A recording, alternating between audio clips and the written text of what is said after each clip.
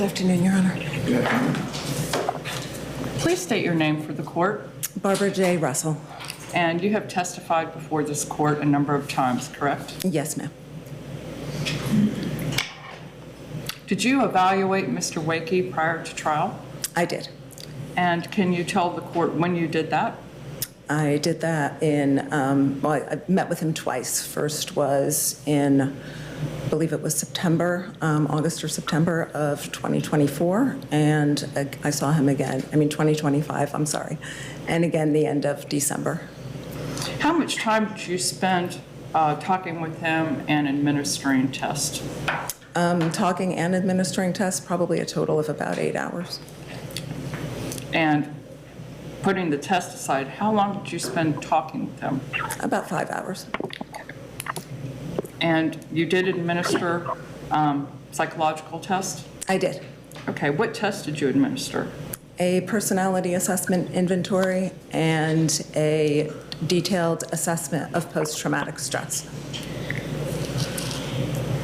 And is the personality assessment inventory also known as a PAI? Yes. Okay. What does the PAI assess or evaluate? It evaluates salient features of personality as well as symptoms of clinical psychopathology and personality disorders. Your Honor, if I may ask the witness to have the microphone closer to herself so the whole courtroom can hear, please. Is that better? Sure. I can't hear, so I like it closer. Thank you. Do you want me to read that question again? Pardon me? Did you hear the answer to that? I heard the answer, yes. Thank you. Okay.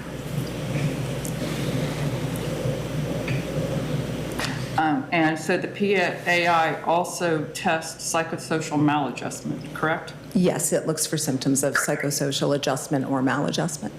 And I'd like for you to talk about the results of Mr. Wakey's testing for PAI, a personality assessment inventory. He produced a valid profile, so there were no indicators of over-reporting symptoms or under-reporting symptoms. He had a very high T-score clinical elevation on the traumatic scale, which was indicative of traumatic stress. And he also had elevations on anxiety and depression. And he also endorsed some items that were indicative of suicidal ideations. Did this also test for depression? Yes. And did it also test for cognitive, affective, and physiological symptoms? Yes, he exhibited physiological symptoms of anxiety, cognitive symptoms, as well as emotional symptoms, and emotional symptoms of depression. Okay. And when you just testified to a valid profile, not including someone overstating something or understating something, is that also called negative impression management? Yes. Okay, can you describe that? Negative impression management is when somebody attempts using the instrument to appear to have stronger symptoms or problems than they actually have. Okay. And did you find any indication in the testing or self-reporting that he was trying to change the outcome of the case or malingering? No, there were no indicators of that based on the validity profiles, and everything that he produced in the test was very consistent with what he had been talking about. Did the PAI testing also test for aggression or lack of aggression? It does. There are aggression scales, aggression subscales that look at verbal aggression, physical aggression, and aggressive and violent thoughts towards others. And how did Mr. Wakey score on that area? Those scales were low. There were no indicators of aggression at all. Did the PAI also test for, specifically for lack of empathy or regret for wrongdoing? Yes, there are subscales that evaluate somebody's lack of empathy, lack of remorse or regret, and also a tendency to be exploitative in relationships with other people. And how did he score? How did he test? There were no elevations on those scales. Was there anything else that was notable to you as the evaluator about his PAI profile?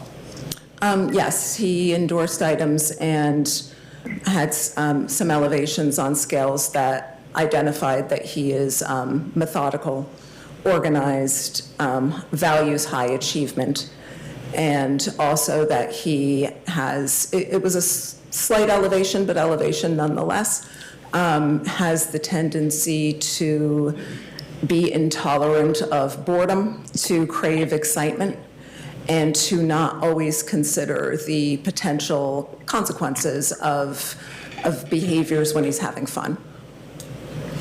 So with those traits that you found, methodical, self-disciplined, accomplished, and low tolerance for boredom, needing excitement, is that something that was notable to you based upon the circumstances in which you talked about?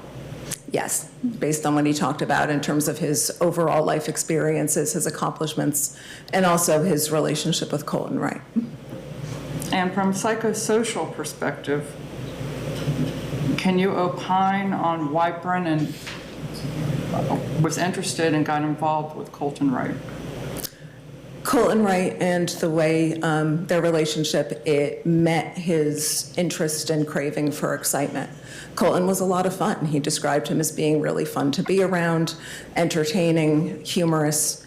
When he wasn't feeling paranoid or experiencing the intense paranoia from abuse of methamphetamines, he was laid back and happy and would sing along in the car and was just a lot of fun. And they had experiences that that met Brennan's interest and need for excitement, for something different in his life. At the same time, he also didn't consider the potential consequences of remaining in that relationship when he was experiencing things like Colton stealing his identity, his credit card numbers, his various encounters with the law, the arrests. It didn't occur to him that these could become his problem in some capacity. In fact, he had shared during the evaluation that he felt very detached from Colton's problematic behavior. He felt that, well, those were things that could cause him problems, Colton problems, but they weren't, Mr. Wakey didn't see them as his problems per se. And that is consistent with his elevation on the PAI that said that the consequences for certain fun situations just may not occur to him. In your experience dealing with couples, both gay and straight, do you see combinations like this? Someone who's steady and functioning versus someone that's fun, sort of out there? Oh, I do. I see it often in my clinical practice. And very often the situations are very similar in that one of the parties will be very responsible, very methodical, very accomplished. They're at a point in their life where maybe they're not ready to permanently commit to somebody or get married. They meet somebody who's fun, maybe edgier than they are. You know, they may drink more, they may use party drugs, they may not make the best decisions in their personal life. But the more responsible party doesn't really care about that. They care about the person. They enjoy being with them. They try to help them sometimes. They may enjoy doing things for them or giving them opportunities to better themselves. But they don't always recognize that this individual's way of living could become their problem. Sometimes I've seen men get women pregnant who are very irresponsible, or they end up with, you know, the person will steal their credit card, or they'll have just an assortment of potential problems can come down the road because people don't always consider the possible consequences of being involved with somebody who has a different lifestyle. Now, you said that you performed tests. Was there another test that you administered to Mr. Wakey? Yes, the detailed assessment of post-traumatic stress. It's known as the DAPS. Okay, and what is that test for? That test evaluates for the symptoms of and the severity of the symptoms of post-traumatic stress disorder. And the symptoms are consistent with the criteria, the well-known criteria from DSM Yes, all of the symptoms and the extent of them are consistent with DSM-5 PTSD. Didn't Mr. Wakey have a valid profile, meaning no malingering, on this test as well? Yes, he did. He had his scores were in the normal range for negative bias or positive bias, meaning that he wasn't trying to minimize or deny symptoms that he was having, and he wasn't trying to exacerbate symptoms, or he wasn't endorsing items that were overly symptomatic or unusual. Can this particular test measure specifically if someone is malingering?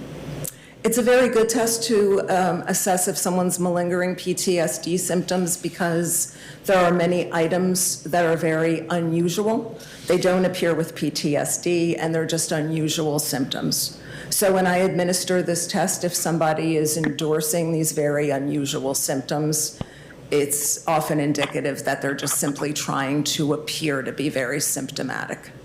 Okay, and was there any indication that he did that? Oh, no, none at all. He didn't endorse any of those items.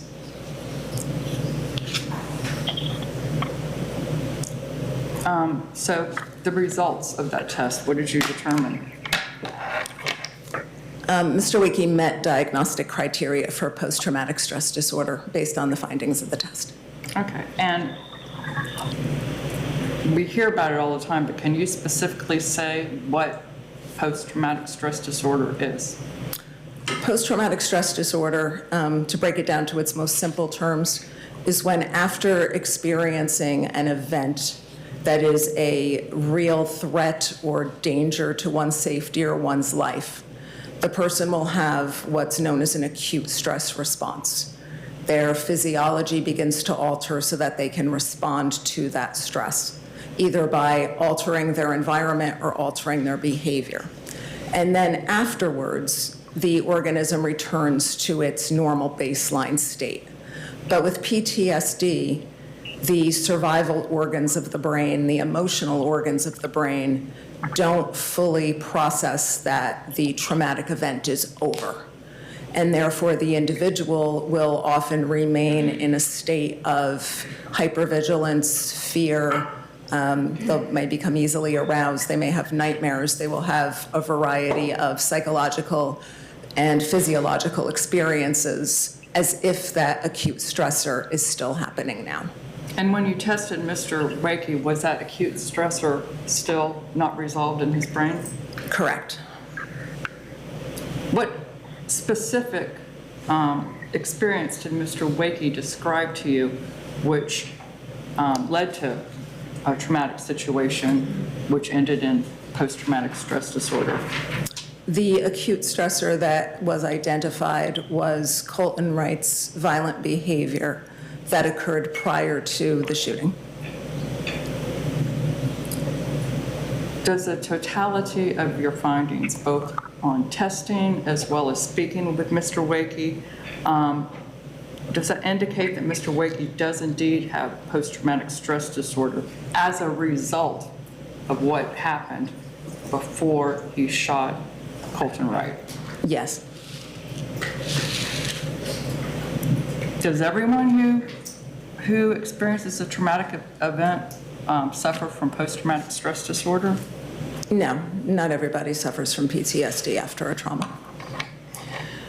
I'd like for you to describe for the court what is the physiological process that is occurring in a traumatic event. In this case, what was happening prior to Mr. Wakey shooting Colton Wright?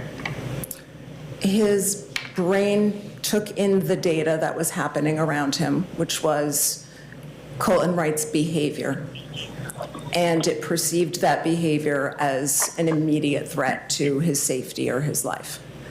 When the brain interprets data as a threat to one's safety and one's life, a process begins that happens in seconds in order for the person to protect themselves.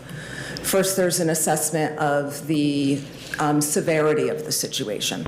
Is this life-threatening? Is this potentially just dangerous? Is this risky? It does a threat assessment. The second thing it does is the brain considers what tools and resources are available to me to stay alive. The brain's number one objective is to keep the person alive. So it's going to consider, is there help available?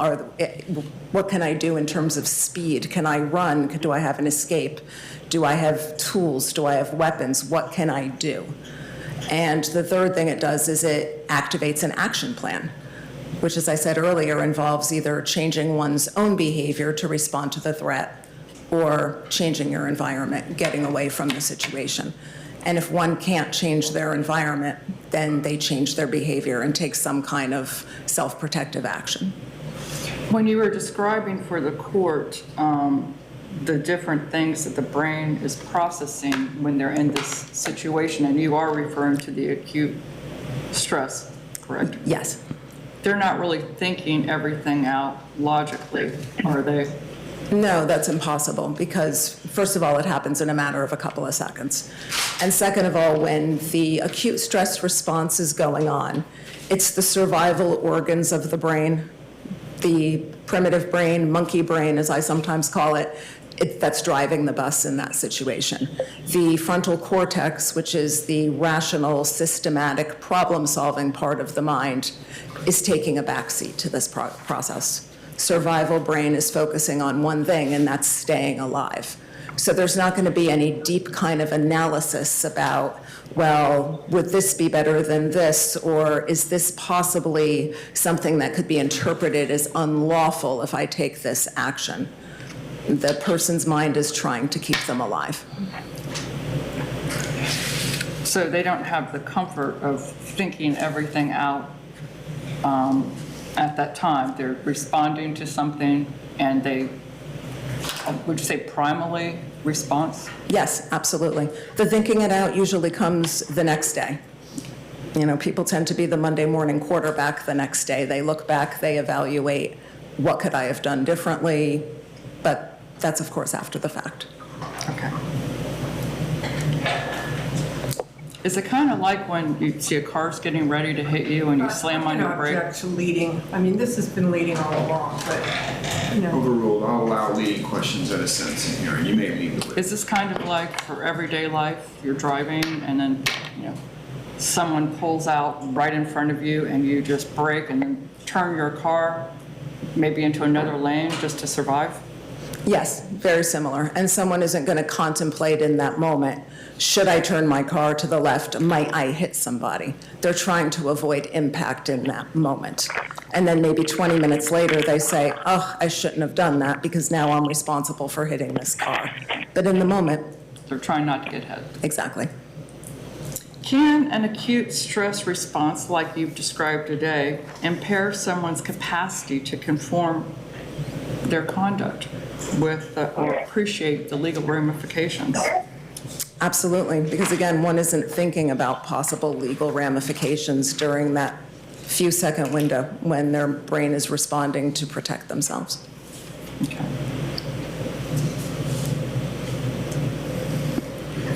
So when they're trying to protect themselves, you know, they're not figuring out everything that they would if they were thinking about it the next day. Right, or even if they knew something was coming the day before. If somebody knew that a potential danger to their life was going to come in 24 hours, well, sure, they can consider all the possible consequences, and in fact, they could potentially even avoid the situation. But in the moment, when the danger is very real-time present, you know, they only have a couple of seconds to figure out, what am I going to do to keep myself safe? And you said that you talked for 5 hours and you administered tests. Did you determine that Mr. Wakey was truthful with you? Objection. This would, I'll sustain the objection as to her having some special talent and whether someone truthful or not. She can talk about validity of testing if that's what you're asking for, but not her ability to tell if someone's truthful or not. Did you, in your professional capacity, after talking to many people in your practice, believe that Mr. Wakey was being truthful with you? objection. This I'm going to allow her to answer. I'm curious if she thinks she knows when people are truthful or not. You can answer the question. Based on his presentation and various things that he talked about, I certainly had no reason to believe that he was being dishonest, and he appeared to be truthful about the different things that I asked him and that we talked about. Okay. And that followed the testing that it showed that he was being accurate and not deceitful in the testing. Correct. Okay. I have no further questions. Any questions? Brennan Wakey was just several months before the murder trial, is that correct? I believe so, yes. Pardon? Yes. Okay. So for all of that time, those 4 years, you had never known Brennan Wakey, met him, talked to him, you knew nothing about him until just months before he was called into trial as a defendant in a homicide case, right? Correct. I did not know him before my evaluation of him. Okay. And you said that when you did talk to him, you saw indications of traumatic stress. Correct. Okay. Do you think that facing a murder trial in a few months might make a person feel stressed? Stressed, sure. Okay. Depression? Describe that he seemed depressed. Yes, Would it make a person feel anxious? it certainly could. All of those things. Okay. But yet you believe that those were produced by his experience with Colton Wright, This is not by about- what he did to Colton Wright. Is that correct? Well, it isn't what I believe. That was the stressor that was identified prior to him endorsing the presence and the severity of his symptoms. The stressor that was identified by him, correct? Correct. Self-reported by him. Well, of course, I cannot read his mind and tell him which Right. stressor in his life is the most pressing or disturbing situation right now. Right. You can't read his mind. That's right. And you have no way of knowing why he was depressed, anxious, or stressed out a few months before murder trial, correct?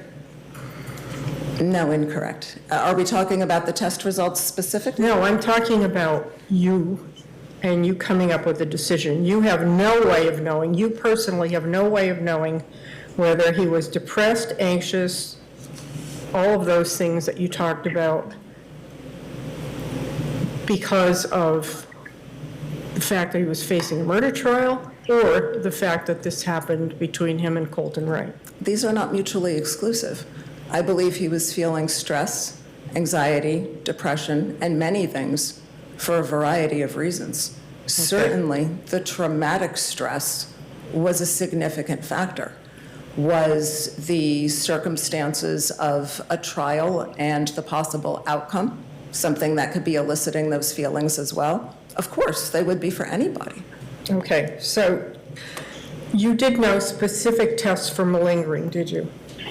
A specific separate malingering test? Correct. No, that was not necessary. Why not? Because there were no indicators that there was any malingering. When somebody's testing profiles are valid and show no evidence of negative impression management, there really is no point in doing a separate malingering test of some kind. Wouldn't you think that that sort of test would help your testimony, help your evaluation, help your opinion? Why wouldn't you take that extra step and do a malingering test? Because my testimony and my evaluation did not need that additional help. I see. If the, if, Okay, that's fine. I'm not So done answering the question. PAI does not, Finish? You'll have an opportunity to come back and redirect. Please continue. a PAI does not have a specific test for malingering. That was your interpretation that he was telling the truth, correct? It has a specific scale on the validity profile for negative impression management.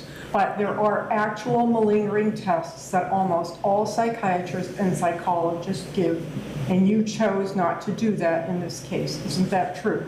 Correct. Okay. And the DAPTSD, although you claim that it has some validity scores or validity scales, that is not a test for malingering either, is it? It is not a separate test for malingering. The point of the validity scales, of the negative bias scale, is to assess if the person is endorsing symptoms that would not be consistent with post-traumatic stress, but would be over-reporting, which is also known as malingering. Yes, I know what malingering is, doctor. And so Brennan Wakey is a rather intelligent young man. Yes, he seems very bright. Yeah. Did you take it? Do you know what his IQ is? I did not do an IQ test. You didn't no. do an IQ test? Nope. But he graduated from NYU, right? Yes, He was a financial advisor. yes, By all accounts, he was reasonably intelligent. yes. I've never questioned his intelligence. Okay, and you don't think that a malingering test was important under the circumstances of this particular case, knowing the gravity of this charge? I would very respectfully offer that intelligence has nothing to do with the No, I'm not malingering talking test. about intelligence. No, I'm I did talking not about believe it was malingering. necessary. There's no evidence to suggest that he was malingering. Malingering tests are used when there's evidence to suggest that somebody may be malingering. He was not pretending that he had no memory of things. He was not pretending to be intellectually deficient in some manner. He was not endorsing any systems of psychosis. There was nothing that would suggest that he was feigning anything. There was nothing to suggest that he was feigning being stressed? No, not at all. Not at all in your mind. And you can't read minds, you told us that, right? Based on his presentation, based on his test performance, based on what he was talking about, and based on what any reasonable person would be feeling in such a situation.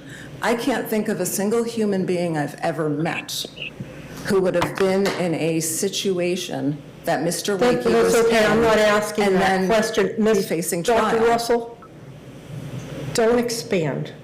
Just answer my questions. So, on the night that Brennan Wakey went up to that hotel room, he used methamphetamine, did he not? And no, he did not, from what he told me. He did not? Mr. Wakey told me he did not, no. Do you remember giving a deposition in this case? I do.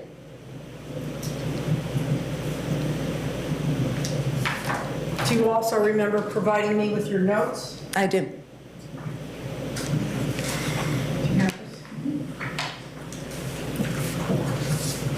Do you have those with you? My notes, I do. All right.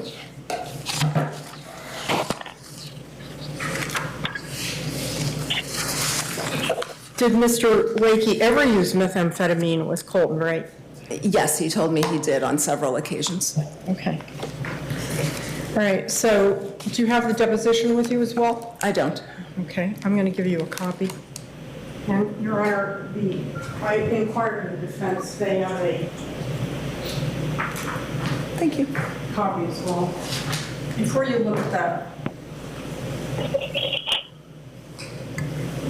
I want to ask you, if you remember on December 29th of 2025 that you came to the state attorney's office I do. and you were put under oath, Yes. and there was a court reporter there? Yes. I was present, Yes. as well as Ms. McCurry, Yes. and I asked you a number of questions about this incident. And we specifically talked about what took place that night based upon Brennan Wakey's recitation of the events to you. Yes. And when I said, did he tell you that he was smoking meth, you answered yes. Today, you are saying the opposite. Where is that again, please? I haven't told you where it is yet, doctor. I'm asking you if you said, did he tell you that he was, I said, did he tell you that he was smoking meth? And you said yes. And I continued to say, okay, so he admitted to smoking meth, and you said yes. I returned to, if you would turn to page 28, lines 8 through 12.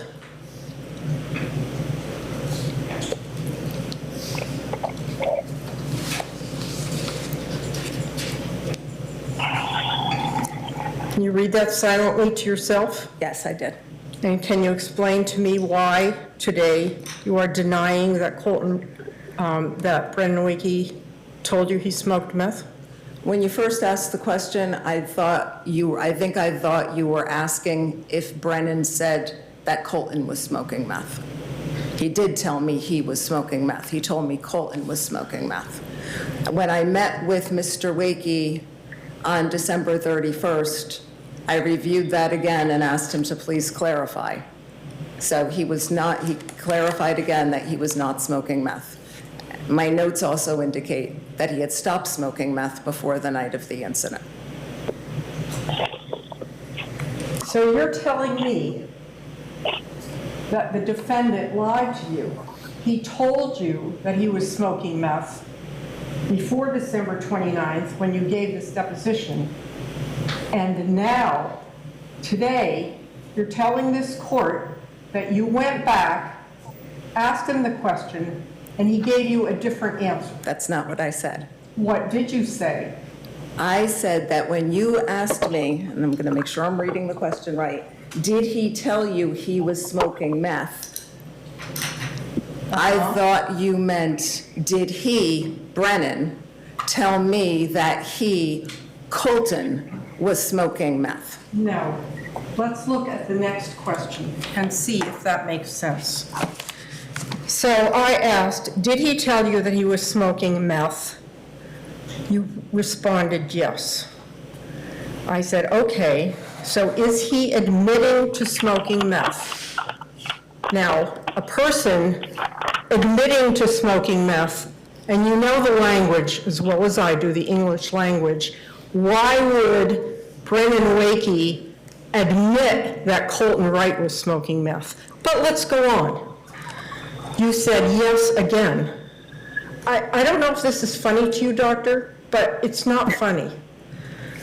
Your Honor, we would ask that the state. This is getting a bit out of control. I mean, I don't know if you're deposing the witness. No, I'm not deposing her. I am. What are you doing? Are you trying to impeach the witness? I am impeaching the witness, not trying. Okay. I am impeaching the witness. Okay. I would sustain the objection as to improper impeachment. Ask her a question today, let's find out, and then if you have an inconsistent statement, we can go through the inconsistent statement in the deposition. Let's not just read 3-4 pages from a depo. I'm not okay? reading 3 or 4 pages. Right, I'm reading 4 lines. Let's start at the beginning. Yes. Question in court, let's ask, what's the question you want to ask? Did you tell us during the deposition that Brennan Wakey smoked meth that night? No, that was not my intention. That was not what I meant. What did you say? I don't care what your intention was. What did you say, doctor? I did look not at the line and just look at the line. Nowhere here does it say that I said Brennan Wakey smoked meth that night. It says, did he tell you he was smoking meth? I just told you a moment ago what I thought that meant. Okay. I thought that meant that Brennan said to me that Colton was smoking meth. Let's look at the next line. I'm getting there. The next one, okay, so he admitted to smoking meth. Yes, he did admit to smoking meth in general, not that night. He told me, it's in my notes, pages 9 and 10. He described his meth use to me. Mr. Wakey described it. He admitted he used it. Stop talking. Your Honor, Hold on, we have 3 people talking at the I'm same time. objecting. She's allowed to answer the question fully without the state. Okay. Let's cutting wait her till off. she finishes her response before you do the next one. All right, let's look at the line 13. Okay, what else did he do besides meth? Anything else? Weed? Was he drinking? It's difficult for me, folks. I can't tell if this is deep because we're using he constantly. And as a judge, I don't know he or him is when we have 2 men. So I just don't know. I can't rule on who. I'm not asking you to rule. I'm asking to impeach this witness. And then, Let's continue. Please continue. so my next question is, Okay, what else did he do besides use meth? Anything else? Any weed? Was he drinking? What did you say, doctor? I said, I mean, they had margarita mix, so yeah, they had margaritas, or they were drinking out of the margarita and tequila bottle. I think they put the tequila in it and they were swigging out of the bottle. Okay, so today you are saying that you misstated or you thought something different during the deposition. Yes. And part of the reason maybe. No, because of I'm not how asking you asked- part of the reason. That can be cleared up when the defense attorney gets here, doctor.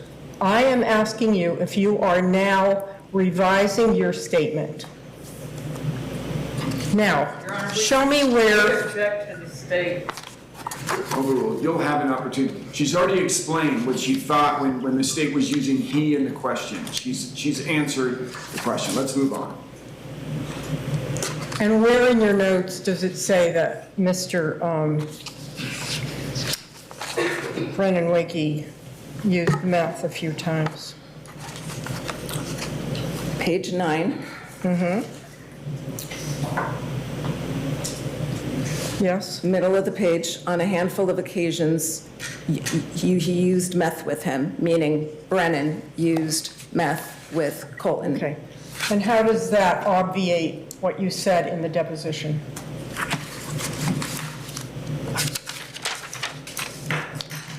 I said in the deposition, when you asked, he admitted to using meth. Yes, he told me that on a handful of occasions, they used meth together. You were not specific.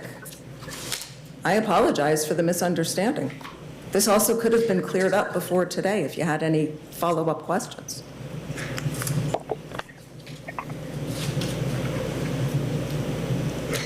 So you said that the brain took into account Colton's behavior as an immediate threat to his life, Correct. and that's why he shot him in the face.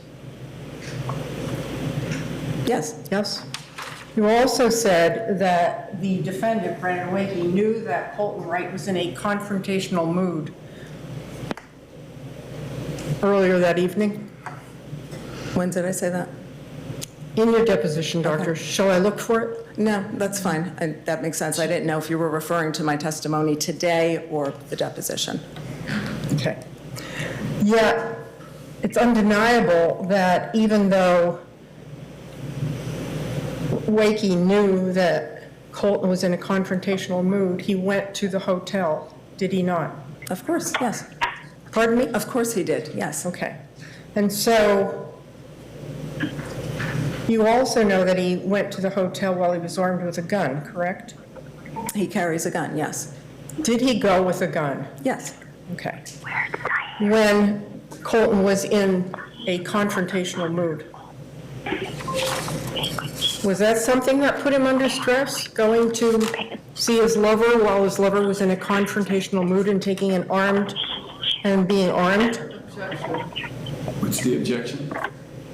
She's testifying, putting a theory out there. and asking She questions. can do that. This is an expert. I'll remind everybody, a jury has already found that this was not self-defense. The court has found this was not self-defense. Let's please move on. Of course. I'm waiting for an answer. I'm sorry, could you repeat the question? Yes. Going to a hotel room, armed with a gun, knowing that Colton Wright was, according to Brennan Wakey, confrontational, did that put him under stress? Him meaning Brennan Wakey. Did Colton's confrontational mood put him under stress? The entire circumstances, doctor, confrontational mood, going to a hotel where there was a confrontational person, taking a weapon with him that was loaded. Did all of that put Brennan Wakey under an acute stressor? The stress wasn't acute at that point in time. It was stressful. I mean, was arguing is stressful. always stressful when people are arguing with a partner, with a friend. Okay, and did he drink tequila to alleviate that stress? He said he had something to drink. He did not say specifically it was to alleviate stress. Right.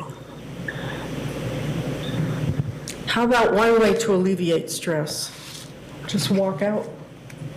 Think that's possible? Walk out of the hotel room? Why not alleviate the stress that way, doctor? Do you have an answer for me? At what point? That point. Why not alleviate stress I think I'm by going to walking out of the... I'm going to sustain the objection. Thank you. I don't think the defense opened it up for those types of questions. Any other questions, State? No. No. Any redirect? No, Your Honor. Okay, you may step down.